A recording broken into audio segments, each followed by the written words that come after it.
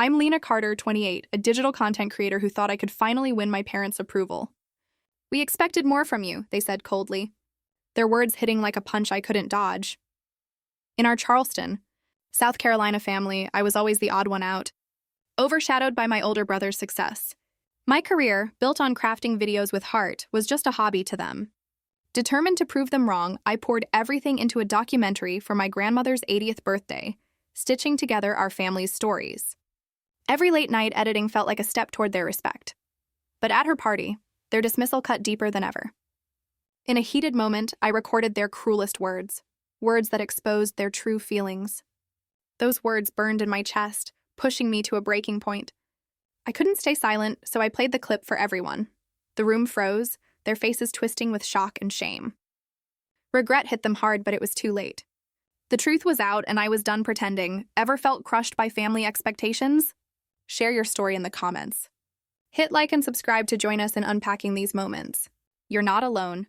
Let's talk about standing tall. Growing up in our Charleston suburb, Sunday dinners were a tradition, until I realized they came with a catch.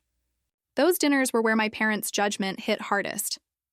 My father, Robert Carter, a software engineer, had a clear idea of success, and my career as a digital creator didn't fit it. My mother, Elaine Carter, a high school teacher, never missed a chance to point out my shortcomings. They both idolized my older brother, Matthew Carter, a lawyer with a flawless life, married to Laura Carter, with their 5-year-old son, Owen Carter. At every dinner, their praise for Matthew's achievements drowned out anything I did, making me feel like an outsider in my own family. Robert would recount Matthew's latest courtroom win, his eyes gleaming with pride I never earned. "That's what hard work looks like," he'd say, glancing at me as if my videos were a childish game. Elaine was blunter once, snapping, "When will you stop chasing dreams and get a real career?" Her words cut deep, leaving me silent, gripping my fork to hide the sting. I wanted to argue, to make them see my work's value, but their expectations were a wall I couldn't break. Matthew, absorbed in his own world, never noticed the tension. Laura and Owen, tucked into their perfect bubble, stayed out of it, their presence a quiet reminder of the life my parents wanted for me. The pressure wasn't confined to dinners. It seeped into every interaction, Thanksgiving toasts, Christmas mornings, even quick phone calls. Elaine would prod about my plans, hinting I should be more like Matthew, whose law firm job was secure. Robert's rare comments were worse, his disappointed sighs louder than words. I'd bite my tongue, but each jab fueled a growing resolve. My grandmother, Evelyn Moore, a retired librarian, saw something in me they didn't. After one tense meal, she whispered, "Your creativity is your strength, Lena." Her faith was a spark, urging me to keep going despite their doubts. Our family friend, Diane Lee, a neighbor who'd known us for decades, offered subtle encouragement, her warm glances a shield against my parents' criticism. My cousin, Lucas Hayes, kept his distance, his polite nods never taking sides in our family's unspoken war. Those moments of support were rare but vital. Evelyn would ask about my latest project, her questions thoughtful, as if my work was as serious as Matthew's. Diane, during a holiday gathering, praised a video I'd shared online, her voice loud enough for Elaine to hear. Lucas, though neutral, listened when I vented, his silence less judgmental than my parents' words. Their belief in me clashed with Robert and Elaine's dismissal, creating a tug-of-war inside me. I wasn't Matthew with his corner office and predictable path. My videos were my way of carving out a place in the world, even if my parents couldn't see it. Their constant comparisons didn't break me. They built a fire.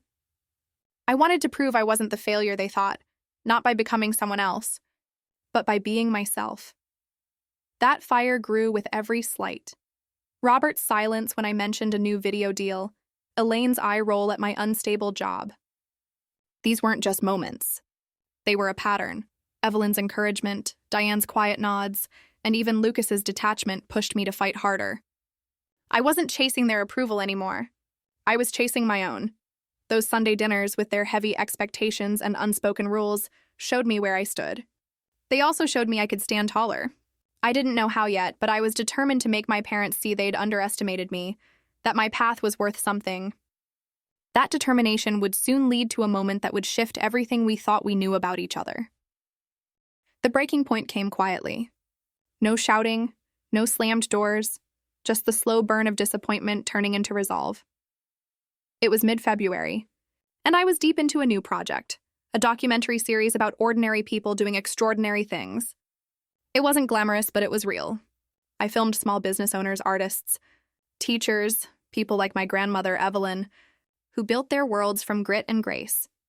When I told my parents about it, their reaction was predictably deflating. "That's nice," Elaine said flatly, her voice coated with polite dismissal.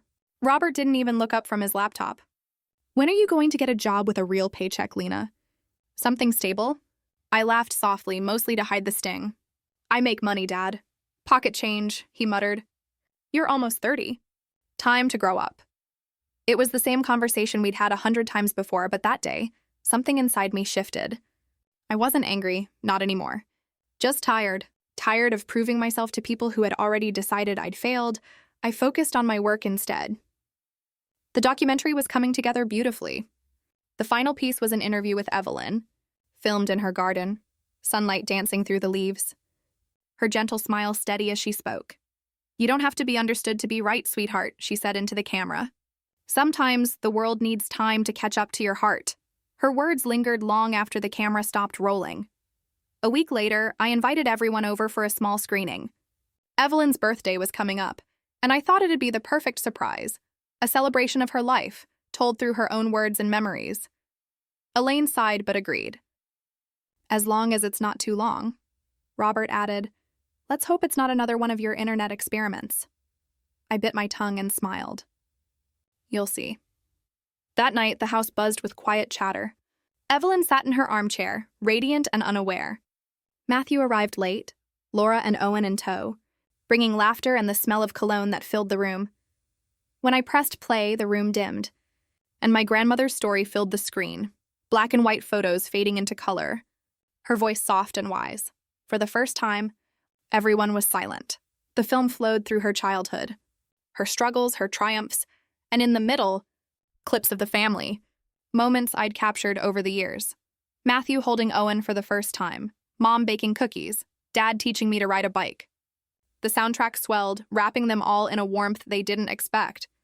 And then, the shift. In one scene, Evelyn spoke about how she felt invisible at times, how people overlooked her quiet strength. "Sometimes even those closest to us forget we're more than what they expect," she said. As her words faded, the next clip played, one I hadn't planned to include. It was from a few weeks earlier, Robert's voice, sharp and dismissive. "Lena's wasting her life online," he'd said. Elaine laughed softly in the background. "She always thinks she's special." "It's embarrassing." The room went still. Evelyn's face dropped. Diane, sitting in the corner, looked at me, her eyes wide. I hadn't meant to include that clip. Or maybe I had, subconsciously, out of anger, exhaustion, or need. Either way, it was too late. The truth was out. The silence was deafening when the film ended. Evelyn's eyes glistened with tears, and my parents' faces flushed with embarrassment and something darker. Shame. "Lena," Elaine began, her voice trembling between fury and guilt. "You recorded us?" Robert's tone cracked like thunder. I held my ground. "I didn't have to. You said it. I just stopped pretending it didn't happen." Matthew stood awkwardly by the fireplace, unsure whose side to take. Evelyn rose slowly, her frail hand gripping her cane. "Enough," she said softly. "You may not like what you heard, but it was real. Sometimes truth doesn't sound polite." Robert's jaw tightened. Elaine turned away. Evelyn walked toward me and placed her hand on my shoulder. "You did what I never could," she whispered. "You made them listen." In that moment, I realized something. I hadn't ruined the night. I had reclaimed it. That night, I didn't apologize. For once, I let silence be my answer. The next morning, Robert didn't speak to me. Elaine left early, avoiding eye contact. But Evelyn hugged me tighter than ever before. "You didn't just show them who you are, Lena," she said. "You showed them who they've become." Her words sank deep, a quiet validation I'd craved my whole life. Still, the guilt lingered. Had I gone too far? Or was this the only way to finally make them see me? I didn't know yet, but that night changed everything, and it wasn't the end. It was only the beginning. The following weeks were tense. My parents didn't speak to me, and when they did, it was curt and transactional. "Pass the salt. Doors unlocked. We'll talk later." but later never came. Evelyn, however, called me every day. Her voice was gentle but firm, the way it always was when she thought I might lose faith. "You shook their world, Lena," she told me one morning. "It's not easy for people like them to see the mirror held up." "I didn't mean to hurt anyone," I said quietly. She chuckled. "You didn't hurt them. You just stopped protecting their comfort." Her words gave me a strange sense of calm. Meanwhile, the documentary gained traction online. I had uploaded it privately at first just for Evelyn, but a few days later she asked me to make it public. "Let people see it," she said. Not for me, for them. So I did, and within a week the video exploded. Thousands of comments poured in. Strangers praising Evelyn's wisdom, her resilience, her quiet grace. People related to her story, to her loneliness, to the way she spoke about love and loss without bitterness. But inevitably, some recognized my parents' voices in that accidental clip. "That family doesn't deserve her," one comment read. "How could they talk like that about their own daughter?" Another said. Elaine called me 3 days later. Her tone was cold, clipped. "Take it down." "I can't," I said. "You will. People are calling us, Lena. Your father's colleagues saw it." "I didn't use your names," I reminded her. "They don't need names. Everyone knows. There was silence on the line."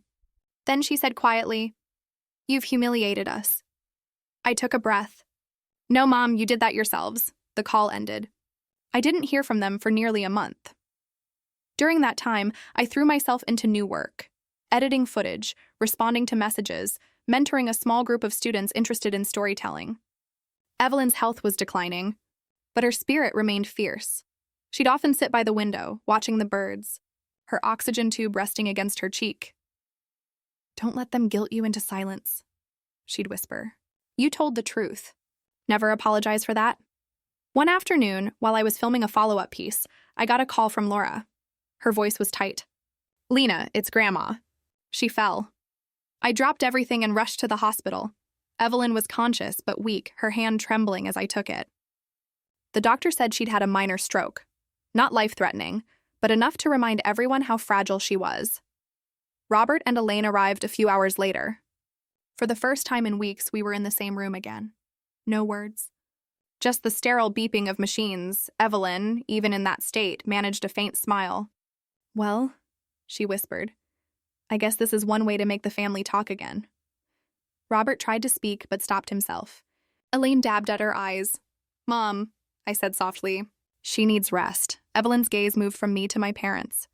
"She needs peace," she corrected. "And maybe, so do all of you." That night, I stayed by her bedside. She drifted in and out of sleep, her breathing shallow but steady. At one point, she squeezed my hand and murmured, "Keep telling stories, Lena, even when they hate you for it." I nodded, tears burning my eyes. "I will." 3 days later, she was gone. Her funeral was small, just family and a few close friends. The silence between us all was heavier than grief itself. After the burial, as people began to leave, Elaine approached me. "She loved you more than anyone," she said quietly. "She loved all of us," I replied. Elaine shook her head. "No, she believed in you." "That's different." It was the closest thing to an apology I'd ever get from her. When I returned home, I found a letter waiting for me. Evelyn's handwriting, delicate and precise. "My dearest Lena, if you're reading this, I'm already where time can't touch me. You may think your story is about revenge or validation, but it's not. It's about courage, the kind that costs you comfort, but gives you freedom. Don't let them rewrite what you've lived. Love them if you can, forgive them when you must, but never, ever silence yourself again." I held the letter to my chest and cried for the first time in months. The world felt both emptier and clearer at once, and as the sun dipped below the horizon, I made myself a promise. I'd finish what I started. Evelyn's death didn't end the silence. It deepened it. My parents and I drifted further apart, tethered only by shared loss and unspoken guilt. The documentary continued to grow online. Within 2 months, it had reached nearly 1 million views.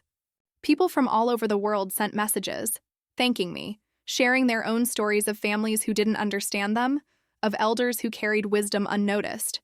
But among the praise came criticism. "You exploited your family. You used your grandmother's death for attention. Another online clout chaser pretending to be deep. At first, the comments hurt. I almost took the video down. Then I remembered Evelyn's words. You don't have to be understood to be right, so I kept it up. The noise faded after a while, replaced by quiet support. Teachers using the film in classrooms, filmmakers reaching out for collaboration. One even offered to screen it at a small indie festival in Portland. It was surreal. The night before the screening, I found myself standing in front of the mirror, adjusting the blazer Evelyn had given me last Christmas. You look like you mean business, she'd said. I smiled faintly. Guess I do now. The theater was small but packed. When the film ended, the audience stood and applauded. I wasn't used to that kind of validation, not the public kind at least. After the showing, a woman approached me. That scene with your grandmother, she said, the one where she talks about being unseen. That broke me. I thanked her, trying not to cry. When I got back to my hotel that night, I had 20 missed calls from home. My heart raced as I listened to the voicemail. Elaine's voice, shaky and urgent. It's your father. He's in the hospital. I drove through the night, hands gripping the wheel until my knuckles turned white. When I arrived, Robert was unconscious but stable. A mild heart attack, the doctor said. Elaine was by his side, pale and exhausted. He asked for you, she said quietly. I hesitated before entering the room. Seeing him hooked up to wires and monitors, so fragile, was disorienting. He looked human. Not the towering figure who always dismissed me, just a man, worn and breakable. When his eyes fluttered open, he stared at me for a long moment. You came, he whispered. Of course I did, I said softly. He swallowed hard. I saw the film again. I froze. You were right, he continued. I didn't see you. I thought I was protecting you, but I was protecting myself. The words hit me harder than I expected. He reached for my hand weakly, but it was enough. I'm proud of you, Lena. For a moment, I didn't know what to say. All the years of resentment, all the nights I'd cried wondering why I wasn't enough. And now this man, fragile and repentant, was giving me the closure I didn't know I needed. I'm proud of you too, Dad, I whispered. He smiled faintly before drifting back to sleep. Outside, Elaine sat in the hallway, clutching a cup of coffee like it might shatter. He's changing, she said softly. I think we both are, I nodded. It's not too late. She met my eyes, tired, vulnerable. You really are your grandmother's granddaughter. We both laughed through our tears. That night, I stayed with them in the hospital. I watched as the monitors beeped rhythmically, the steady pulse of a second chance, and for the first time in years, I didn't feel like an outsider. When morning came, Robert woke up with color in his face and a spark in his voice. So, he murmured, what's next for the famous filmmaker? I laughed. Maybe something new. Something real, he smiled faintly. Evelyn would have loved that. I looked at the window, sunlight streaming through the blinds. She already does. Robert's recovery took time, but it brought the family together in a way I hadn't thought possible. We spent long afternoons in his hospital room, talking, remembering, sometimes just sitting in silence. Elaine started bringing home-cooked meals again, like she used to before life got too busy for tenderness. Matthew visited often, quieter than usual, but more present. Even Laura called more, asking how Dad was doing, asking about me, the kind of questions she never asked before. It was strange, this sudden warmth from people who'd spent years making me feel like a disappointment. But I didn't question it. I just let it happen. One evening, Robert motioned for me to sit beside him. I've been thinking, he said, about what you did. About that film. I braced myself. Yeah? You showed the world who your grandmother really was, he said. You showed us, too. Maybe it took all this for me to see it. But I do now. Elaine smiled faintly from across the room. We didn't make it easy for you. I shook my head. You didn't have to. I found my own way, Robert chuckled weakly. That's the part that scares me. How much of her you have in you. He meant Evelyn, of course. And I took it as the compliment it was. After he was discharged, life felt different. Not perfect, never perfect, but lighter. A few weeks later, I got an email from the Portland Festival. They wanted to feature The Garden of Evelyn, that's what I'd titled the film, as part of a national series on documentary storytelling. The message ended with, "We'd love for you to attend as a panel speaker." When I told my parents, Elaine's eyes welled up. "A panel speaker, you?" she said, laughing softly through her tears. "Your grandmother would be over the moon." Robert nodded. "She already is." At the festival, I walked onto the stage to polite applause. The lights were bright and the audience stretched into shadow. But I could feel them, listening, waiting. I spoke about Evelyn, about truth, about how sometimes love means confronting what's broken instead of pretending it's whole. I didn't talk about revenge. I didn't have to. The story had already told itself. When the session ended, a young woman approached me backstage. "Your story changed how I see my family," she said. "It made me want to forgive them." I smiled. Then it did its job. That night, alone in my hotel room, I scrolled through the messages and comments still coming in. Thousands of strangers connecting over one woman's story and another woman's courage to tell it. I thought about Evelyn again. Sitting in her garden, sunlight painting her silver hair gold. I could almost hear her voice. "You made them listen," I whispered into the empty room. "I did, Grandma. Finally." When I returned home, Elaine met me at the door. "Your father's in the backyard," she said. "He wants to show you something." Curious, I stepped outside. Robert was standing beside a small patch of soil, freshly turned, with a young magnolia tree planted in the center. Its roots were still covered in mulch, its branches trembling in the wind. He looked up and smiled. "Evelyn's favorite," he said. "Thought maybe we could start a new garden." I swallowed hard. "She'd like that." Elaine joined us, slipping her arm around my shoulder. "We were thinking of calling it Lena's Garden," she said. "After all, you're the one keeping her alive." Tears burned behind my eyes, but I let them fall. "Then let's make it beautiful." For once, we didn't need words.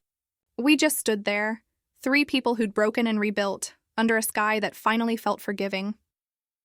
Spring came early that year. The magnolia tree in our backyard began to bloom faster than anyone expected, its pale pink petals unfurling like quiet confessions. Every morning, I'd find Robert watering it, humming softly, the way Evelyn used to when she worked in her garden. Life had slowed into something gentle. Elaine had started volunteering at the local library. Matthew visited every other weekend. And the tension that used to live in our house had thinned into something almost peaceful. One morning, while sipping coffee on the porch, I got an email from a major streaming platform. They'd seen the garden of Evelyn at the festival and wanted to license it. I froze, rereading the message twice just to make sure I wasn't imagining it. By afternoon, I had a contract in my inbox and a meeting scheduled for the following week. That night, we had dinner together, all of us for the first time in years. I told them the news, and for a brief second, everyone was quiet. Then Robert laughed, deep and proud. "Guess we raised a filmmaker after all." Elaine reached for my hand. "You did it, Lena," I smiled. We did it, but later, when everyone had gone to bed, I sat alone by the window, staring out at the magnolia tree glowing under the porch light. The world finally saw me. Not because I fought for attention, but because I told the truth. Evelyn had been right all along. Courage doesn't always roar. Sometimes it whispers through old wounds until they heal enough to sing. I picked up her letter again, the one I'd read 100 times, and found a line I'd somehow missed before. "When they finally listen, don't let your voice soften. Speak with grace, but never with fear." The next morning, I recorded a new video. Not a film this time, but a message. I sat in front of the magnolia tree, camera steady, the sun warming my face. "I used to think stories were about proving something," I began. "Now I know they're about freeing something, the part of you that refuses to stay quiet." I talked about Evelyn, about forgiveness, about what it means to rebuild without forgetting. When I finished, I didn't edit or add music. I uploaded it as it was, raw, honest, real. By evening, thousands had watched it. Comments poured in, "This feels like healing. You made me call my mom. Thank you for reminding me that silence isn't peace." I didn't need to reply. Their words were enough. That night, as I stepped outside, the air was cool and fragrant. The magnolia petals had started to fall, soft as feathers. I looked up at the stars and whispered, "We did it, Grandma." And for a moment, in the hush between wind and memory, I could swear I heard her voice. "You always would, Lena. You always would." The garden rustled gently, like applause. And I finally smiled. Not out of pride or relief, but out of peace.